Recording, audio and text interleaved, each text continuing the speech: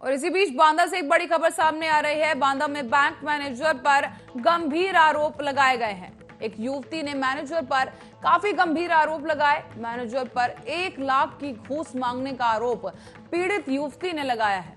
बताते चलें कि पीड़ित युवती के माता पिता की मृत्यु हो चुकी है और बीमा के पैसे निकालने के नाम पर यह घूस मांगी गई है।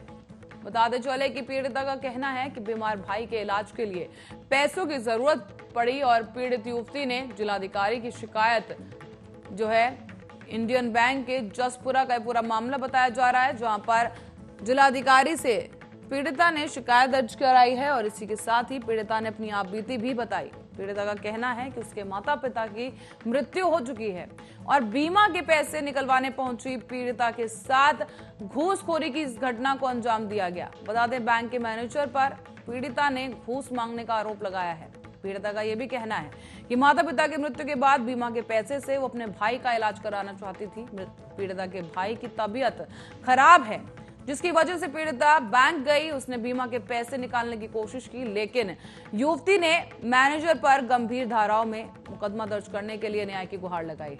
बता दें, मैनेजर पर 1 लाख रुपए घूस मांगने का आरोप पीड़िता लगा रही है और इसी संदर्भ में पीड़िता ने जिलाधिकारी से भी मैनेजर की शिकायत की है। बताते चलें कि पीड़ित युवती ने जिलाधिकारी से शिकायत की और बताया कि बीमा के पैसे निकालने के नाम पर यह घूस मांगी गई है बैंक मैनेजर के वजह से और इसी के साथ ही बीमार भाई के इलाज के लिए पैसे की जरूरत है।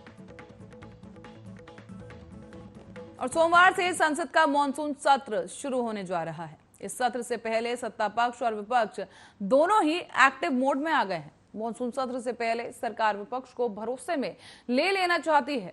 बताते चलें कि सेशन में जरूरी कामकाज हो और टकराव ना हो, इसके लिए आज सत्ता और विपक्ष के नेता चर्चा करेंगे।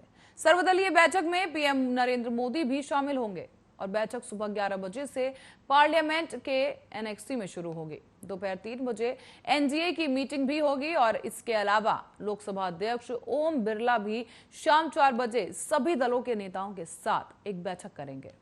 वहीं आपको बता दें कि शाम के 6 बजे सोनिया गांधी ने पार्टी सांसदों की एक वर्चुअल बैठक भी बुलाई है। ऐसे में मॉनसून सत्र से पहले सभी पार्टियां रणनीति बनाने में जुट गई हैं और बैठकों का दौर जारी हो चुका है। ऐसे में उम्मीद है कि संसद में कामकाज का रिकॉर्ड बनेगा और हंगामे की भेंट नहीं चढ़ेगा। राज्यसभा के सभापति नायडू ने भी सभी दलों के नेताओं के साथ बैठक की और मॉनसून सत्र से पहले राज्यसभा के सभापति एम वेंकैया नायडू ने शनिवार को अपने आधिकारिक आवास पर विभिन्न राजनीतिक दलों के साथ एक अहम बैठक की। उपराष्ट्रपति कार्यालय की ओर से जारी किए गए एक ट्वीट में भी कहा गया कि उपराष्ट्रपति और राज्यसभा के सभापति एम वेंकैया नायडू ने उपराष्ट्रपति निवास पर आज संसद के आगामी मॉनसून सत्र से पहले राज्यसभा में विभिन्न दलों के साथ और नेताओं के साथ मुलाकात की है।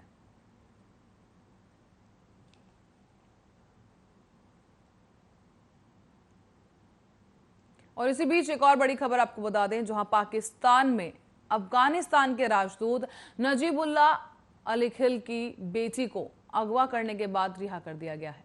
अफगान सरकार ने इस बात की पुष्टि की है और पाकिस्तान मीडिया ने भी इस बात की जानकारी दी है कि अगवा करने के बाद राजदूत की बेटी को रिहा कर दिया गया है। बताते चलें कि अफगानिस्तान के विदेश मंत्रालय ने अपने एक बयान में कहा कि 16 जुलाई 2021 को इस्लामाबाद में अफगान राजदूत की बेटी को कई घंटों तक के लिए अगवा कर लिया गया था और घर के रास्ते में अज्ञात व्यक्तियों ने उसे गंभीर रूप से प्रताड़ित किया है। अपहरणकर्ताओं की कैद से रिहा होने के बाद वो अस्पताल में मेडिकल केयर में है। फिलहाल आपको बता दें कि हॉस्पिटल की मेडिकल रिपोर्ट्स में यह कहा गया है कि उसके सर पर प्रहार किए गए, कलाइयों और पैरों पर भी रस्सी से बांधे जाने के निशान हैं। साथ ही उसके साथ बुरी तरह से मारपीट किए जाने की भी पुष्टि की गई है। आशंका जताई जा रही है कि राजदूत की बेटी के शरीर की कई हड्डियां टूटी हुई हैं और एक्सरे करने के आदेश दिए गए हैं। साथ ही रिपोर्ट्स में यह भी कहा गया कि उन्हें 5 से अधिक घंटे तक बंधक बनाकर रखा गया है और इस्लामाबाद पुलिस उन्हें अस्पताल लेकर आई है। अगवा करने और रिहाई के संबंध में विस्तृत जानकारी फिलहाल नहीं मिल पा रही है, लेकिन आपको बता दें कि पाकिस्तान ने इस पूरे हमले को विचलित करने वाला बताया है और कहा है कि इस्लामाबाद में अफगानिस्तान के राजदूत के आवास के बाहर सुरक्षा बढ़ा दी गई है।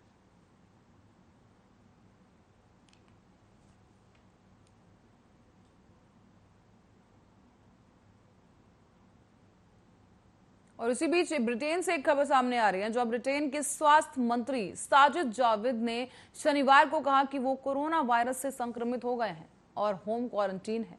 उन्होंने ये भी बताया कि उन्हें बीमारी के हल्के लक्षण हैं। जाविद ने ट्वीट कर खुद ही अपने कोरोना पॉजिटिव होने की आशंका जताई है। बता दें, आज सुबह ही उन्होंने ट्वीट कर कहा कि मैं कोरोना वायरस से संक्रमित पाया गया हूं और मैं अपनी पीसीआर जांच के नतीजे का इंतजार कर रहा हूं, लेकिन सौभाग्य से मैंने टीका लगवा लिया था और लक्षण हल्के हैं। उन्होंने ये भी लिखा कि अगर आपने टीका नहीं लगवाया है तो कृपया टीकाकरण कराने के लिए आगे आएं। स्वास्थ्य मंत्री ने ट्वीट में लिखा कि मैंने टीके की दोनों खुराक ले ली थी और अब तक मेरे लक्षण बेहद ही हल्के हैं।